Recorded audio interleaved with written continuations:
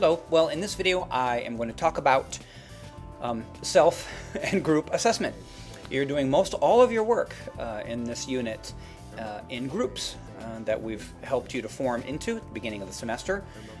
Really the only, for most of my units, this may vary from semester to semester, but really for most all of my units, the only individual activity you have to do is sharing, speaking during group seminar facilitations, and this activity, which is where you evaluate yourself and you evaluate the members of your group. Pretty much everything else normally is done in groups, and groups share the marks that they earn. They equally share those marks. So you evaluate yourself. The scale will vary semester to semester, so take a look at the self and group evaluation rubrics that we've posted to the unit website. But but let's say, for the sake of argument, and it may be the case this semester, that you get to evaluate yourself on a scale of 0 to 10. So that's what you do. And we will take what you give and use it, period. So even if you decide to be cheeky, and we get some cheeky students sometimes. I had a student a couple semesters ago that was really flaky and turned in work late and never had read things or was never ready to talk about them. So obviously he suffered in those areas, you know. But he said, I deserve a 10. I'm going to give myself a 10. And so he got a 10. I mean, in my own head, I was like, really? Really? A 10?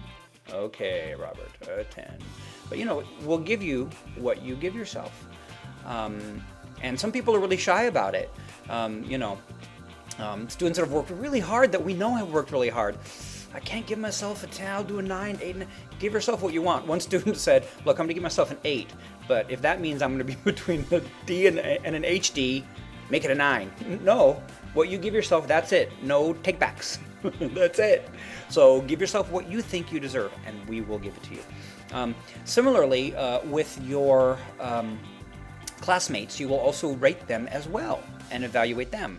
On, for example, if this applies in the semester that you're watching this video, a scale of 0 to 10. You will rate them. You know, Jennifer did great, 10 points for her. Okay, 10 points for her. The only instance where we reserve the right to change a self or group assessment mark is if we think it should be higher. If we think that you've underrated somebody, and then we'll check into that situation and see what's going on.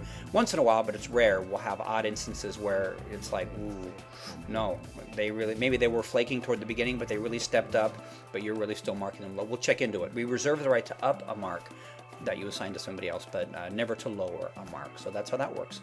In the second bit of this video, I'll talk about the rubric itself and give a few more details. All right?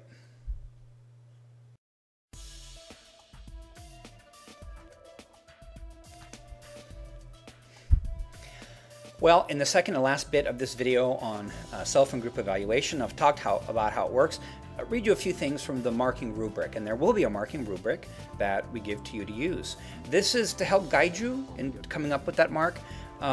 You're welcome to use this rubric and the questions on it to help guide your coming up with the mark.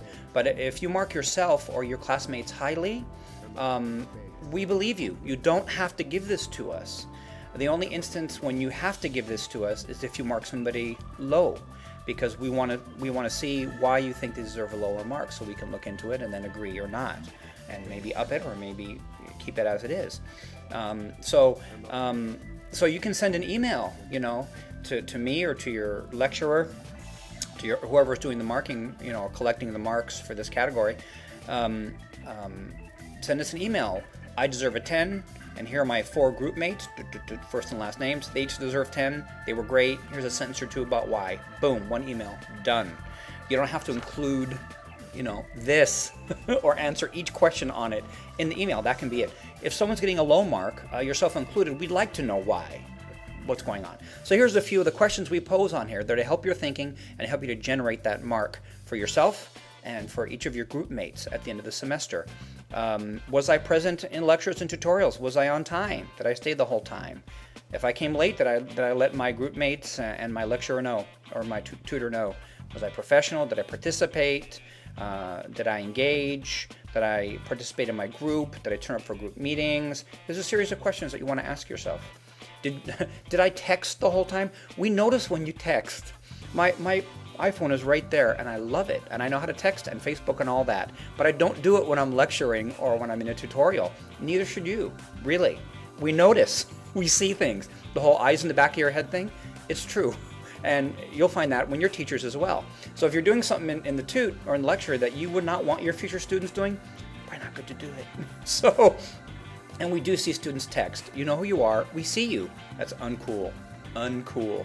So when you're assigning your own mark, were you texting about how great the Doggies or Hawthorne was, or the latest plot twists on Home and Away, or how much you love your partner? No, you hang up. No, that's not for class. That's so.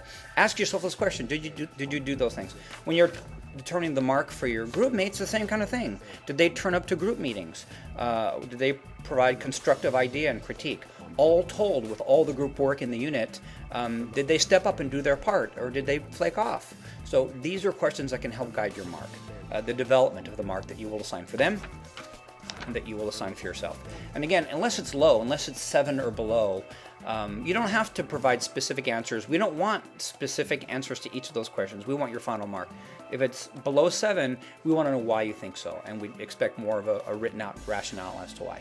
And that's how that works. Very straightforward. So, all right, mark away. Be honest, and if you did well, go for it.